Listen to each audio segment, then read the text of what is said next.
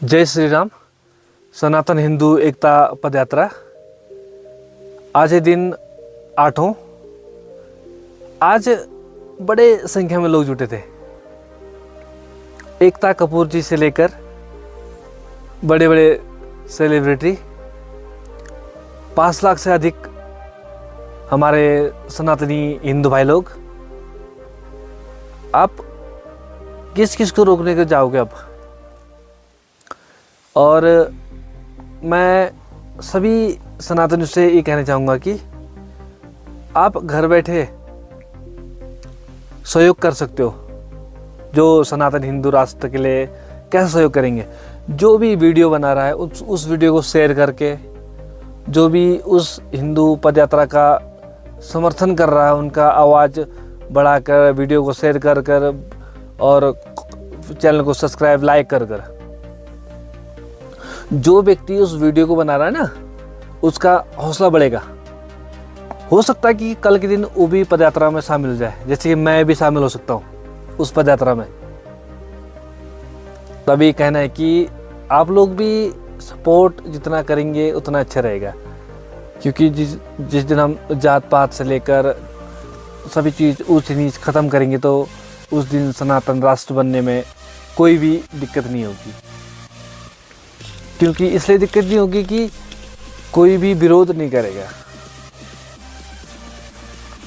देखो, किसी की जाति में या किसी भी वर्ण में पैदा होना उसका वो नहीं है, गलती नहीं है, लेकिन उसका कर्म उसकी गलती है।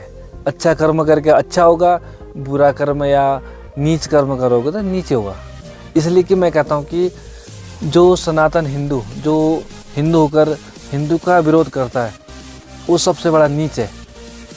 जैसे दामोदर यादव है, वो सबसे बड़ा नीच है। मतलब उसको यादव भी नहीं बनता, ये दो मुल्ला है। वो बहुत सारे उसके वीडियो आए कि वो किसी मुल्लों का पैर छूते हो दिखा, आतंकवादियों का पैर छू रहा है। जो व्यक्ति आतंकवादियों का पैर छू रहा है तो वो क्या कह सकते हो उसको? कुछ नहीं। इसलिए कि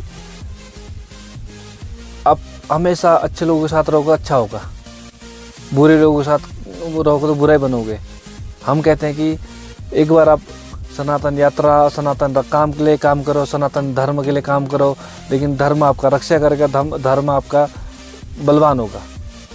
लेकिन आप ऐसे नीच लोगों के साथ रहोगे, जब आपकी बहन बेटी उनका धर्म परिवर्तन करा जाता है, बलात्कार करा जाता है, बहुत सारे दलित बहन बेटियों के साथ गलत होता है, तो वो कहाँ मर जाता है? चंद्रशेखर राजा से लेकर भीम आर्मी वाले मर जाते हैं।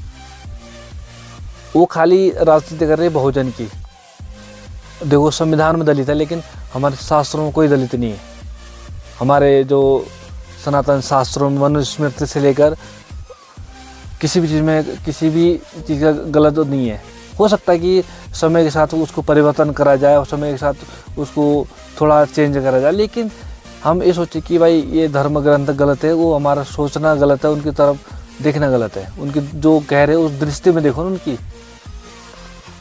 इसलिए कहता हूँ कि हम हमेशा धर्म प्रति काम करेंगे तो हम धर्म से चश्मे से देखेंगे, लेकिन हम उस धर्म को गलत तरीके से देखेंगे तो गलती चश्मे से देखेगा। जैसे मैं रेड चश्मा लगाऊंगा, सामने दृश्य से रेड दिखेगा, ब्लू लगाऊंगा तो ब्लू दिखेगा। जैसे चश्मा लगाऊंगा उसी तरह से बाहर का वातावरण दिखता है। इसलिए कि आप उस ग्रंथ को अच्छे से पढ़ो तो, अच्छे दृष्टि से देख के पढ़ो तो आप उसमें अच्छा ज्ञान होगा, लेकिन बुरे दृष्टि से पढ़ोगे, उसको बदनाम करने की तरीके से पढ़ोगे तो वो बदनामी होगा।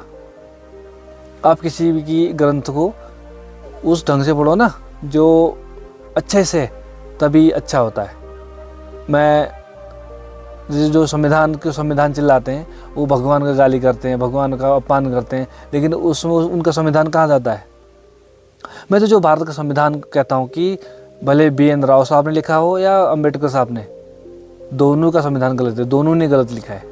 क्योंकि कोई यहाँ आतंकवादी भी बच जा रहे हैं, जिसको मार रहे हो भी बच जा रहा है, क्योंकि आतंकवादी 2-2 बजे रात को कोर्ट खुला जा रही है। भाई, किस देश में आतंकवादी का समर्थन करा जाता है? भारत छोड़ के किसी भी देश में आतंकवादी का समर्थन नहीं करते, लेकिन एकमात्र ऐसा देश भारत है कि वहाँ के वकील लोग रात को 12 बजे जाते हैं उसका दरवाज़ा खटखटाने के लिए कोर्ट का।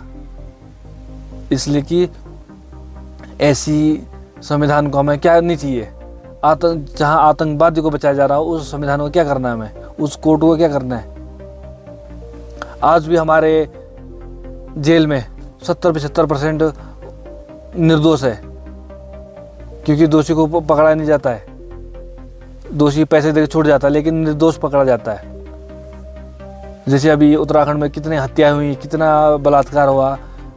जो बलात्कारी था उसको छोड़ दिया, लेकिन जो हत्यारे थे उनको छोड़ दिया, लेकिन जो निर्दोष है उनको पकड़ा जाता है, क्योंकि कानून नाम की कोई चीज़ नहीं है।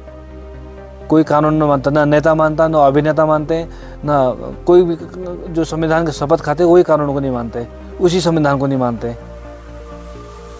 इसलिए कि मेरा कहना एक है, सनातन राष्ट्र बनाओ, हिंदू राष्ट्र बनाओ, धर्मपूर्वक चलेंगे। हर कोई धर्मपूर्वक चलेगा तो हर किसी का कल्याण होगा। राम राज्य फिर लाओ, क्योंकि भगवान राम आएंगे तभी राम राज्य नहीं होता, लेकिन भगवान राम के नाम पे राम राज्य लाओ। जैसे जब 14 साल वनवास था राम जी का, उसने जो भरत जी ने राम राज्य का शासन करा था, उसी तरह राम राज्य भगवान राम नहीं है, लेकिन फिर भी हम राम राज्य को ला सकते हैं। जय श्री राम, जय बालाजी सरकार, ओम नमो नारायण।